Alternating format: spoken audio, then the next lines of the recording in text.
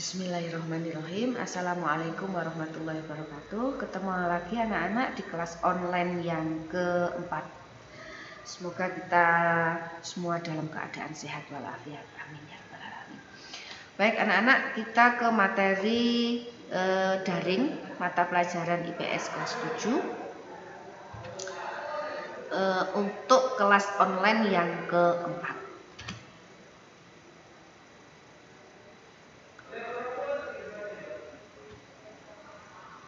Bab 2, interaksi sosial dan lembaga sosial.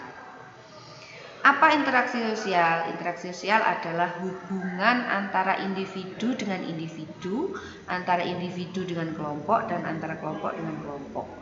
Manusia melakukan interaksi sosial untuk memenuhi kebutuhan berbagai kebutuhannya, sandang, pangan, dan papan yang biasanya disebut dengan kebutuhan pokok. Tidak hanya itu anak-anak, manusia juga perlu yang namanya pendidikan dan kesehatan. Dan masih banyak lagi kebutuhan-kebutuhan manusia yang tidak bisa Bu Guru sebutkan di sini karena keterbatasan waktu. Kemudian ada beberapa faktor yang mempengaruhi terhadap berlangsungnya proses interaksi sosial, yaitu faktor imitasi, faktor sugesti, faktor identifikasi, dan faktor simpati. Nah, kalau dijabarkan satu persatu apa itu faktor imitasi dan faktor sugesti, faktor identifikasi serta faktor simpati, itu waktu yang diperlukan ini sangat lama, yang mana nanti akan memakan kuotamu banyak sekali. Nah, untuk lebih jelasnya, kamu cari di buku paket atau kamu kerjakan apa yang dimaksud keempat faktor itu secara detail ya. Jadi tolong kalian jelaskan dan jabarkan faktor-faktor di atas itu A, B, C, D itu secara detail.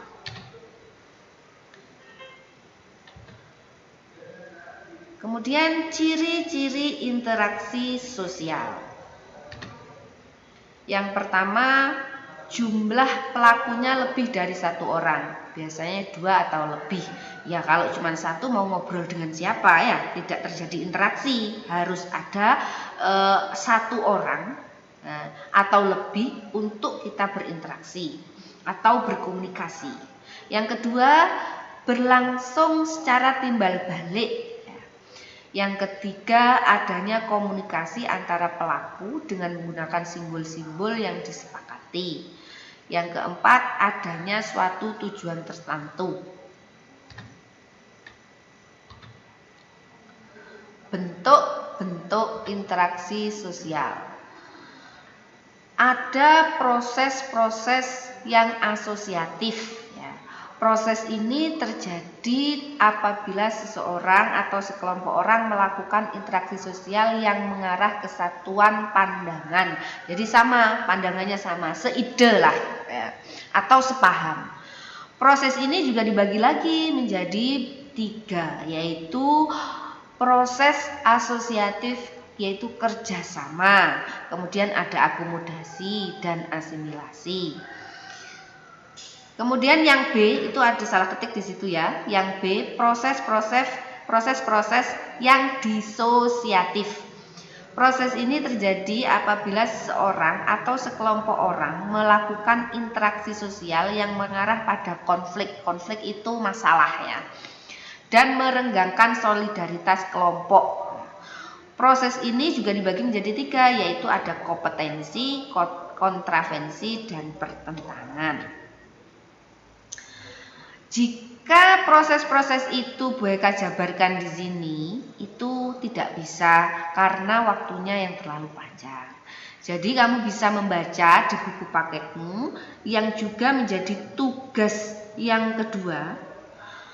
Jelaskan dan jabarkan bentuk interaksi kerjasama, akomodasi, asimilasi, kompetensi, kontraversi, dan pertentangan. Nah, itu bisa kamu baca di buku paket yang kalian pinjam di perpustakaan SMP 1 Jawa. Kemudian pengaruh interaksi sosial terhadap pembentukan lembaga sosial.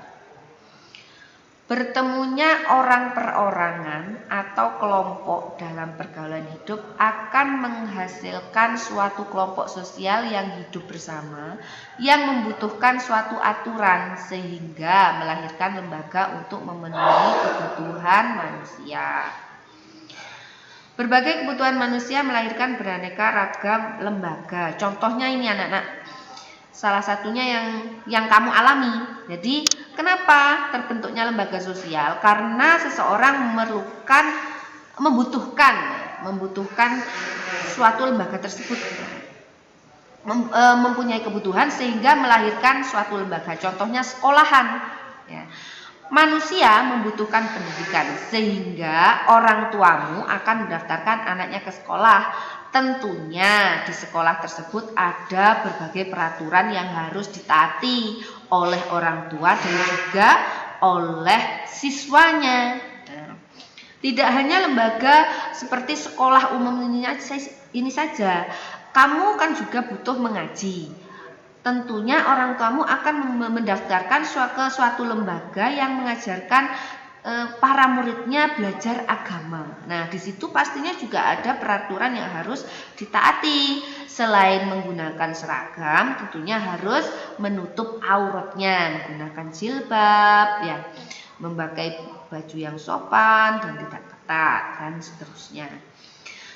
Jadi disimpulkan, interaksi adalah syarat utama dalam pembentukan suatu lembaga dalam masyarakat. Jadi harus ada komunikasi, harus ada interaksi, sehingga terbentuklah lembaga di dalam suatu masyarakat. Sampai di sini dulu anak-anak kelas online kita yang keempat. Selamat mengerjakan tugas yang mereka kerjakan, tetap semangat ya, berdoa semoga pandemi ini segera berakhir. Mereka akhiri, wassalamualaikum warahmatullahi wabarakatuh.